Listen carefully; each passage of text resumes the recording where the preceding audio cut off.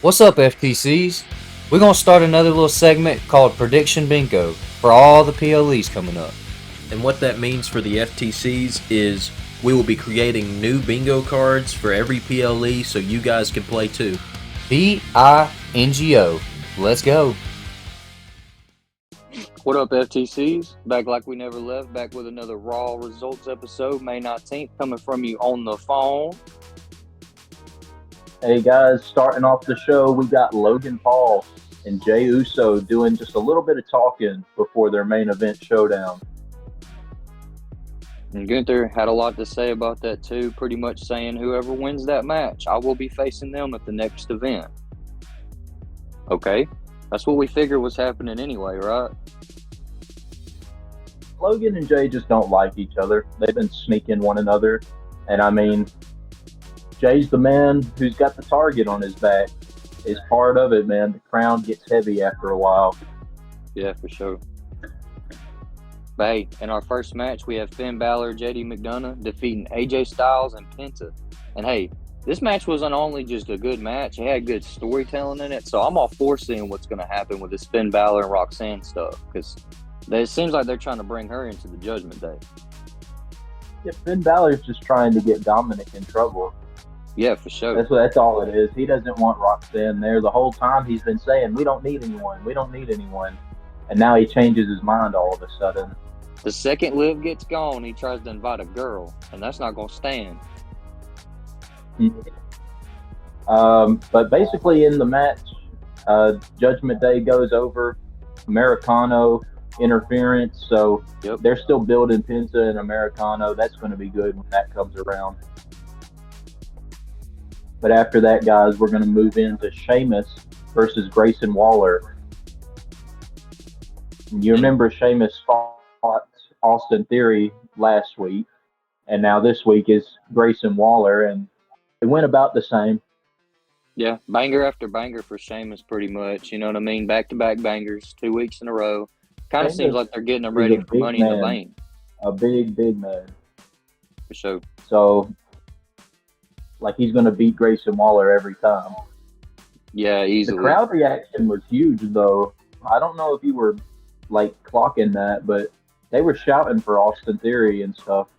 Yeah, I did notice that once Grayson Waller was trying to leave the match or whatever. Austin Theory told him, he's like, "No, we fight for ours around here," and that's when everybody started cheering for him so loud. I was like, "This is where they're gonna do it. Austin Theory versus Grayson Waller would be a bigger match than anybody thinks, bro. I'm ready for it.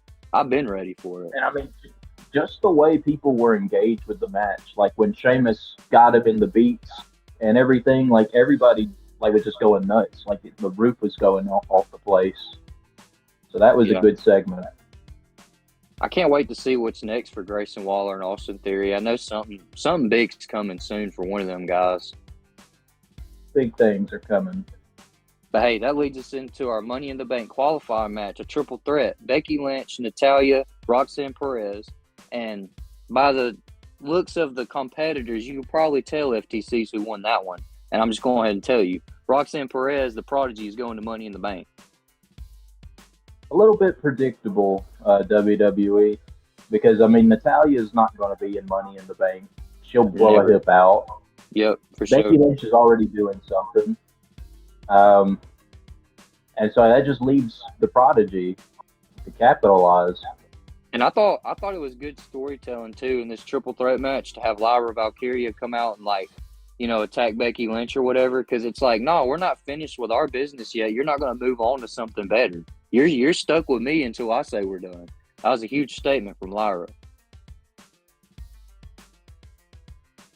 But after that, guys, we have another Money in the Bank qualifying match. Rhea Ripley defeats Kairi Sane and Zoe Stark. About the same, man. Look at the lineup. Yeah. Same as the other match. And I could see Zoe Stark, but going over Rhea Ripley, no, I don't think so. Speaking of Zoe Stark, she blew her knee out, and she just came back last Monday, on Raw. She came back. She went for a move, blew her knee out. So now there ain't no telling how long she's going to be gone because that one looked worse than the first one she injured it. I don't know. what to say about that other than Zoe, you need to get better at that because that There's move no you keep telling- going for, it messes your leg up every time. There's no telling whether or not she's even going to come back this time, bro. That Yeah. looked gnarly. It was bad. I mean, they let everybody in Pure Fusion Collective go. She's got to be next now that she's injured, bro. Like, I'm sorry to Yeah, say it. Like, I she's wish her the getting injured. best, but that's just not good, you know?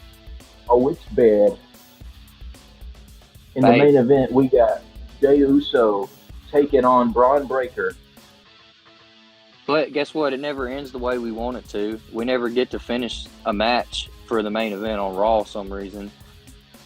It's going to end in DQ. You know what I mean? You had Seth Rollins walking around backstage all Raw, like pretty much talking to Gunther and all these other heels. You know what I mean? Like pretty much telling them that, like, you know, if you're standing in my way, then I guess I'm going to have to take you out, you know, and I'll do anything to do that. So pretty much, like, it leads into Sami Zayn, CM Punk, and all them coming out just for Logan Paul to sneak Jey Uso again. So they're trying to, like, I guess, intertwine the storylines or whatever, but I'm not really interested in the Logan Paul and Jey thing that much. Like, they're trying to base the Sammy and the Punk team up off of Jey Uso, but they really didn't have to do that. No. Sammy already had his problems with Rollins, and so did Punk. The enemy of my friend, you know what I mean, kind of thing. Yeah, for sure.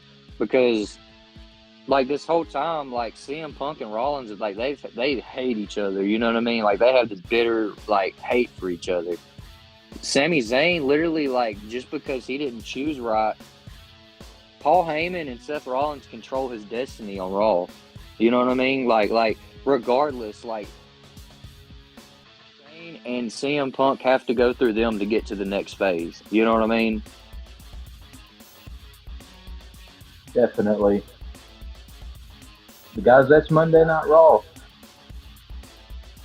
What do you think's next for Jey Uso and Logan Paul? How do you think that match is going to go at the next PLE? And who's excited for El Grande Americano versus Penta? And what's next for Sheamus now that he's back? Banger after banger? Will there be another banger? Catch us in the next episode to find out.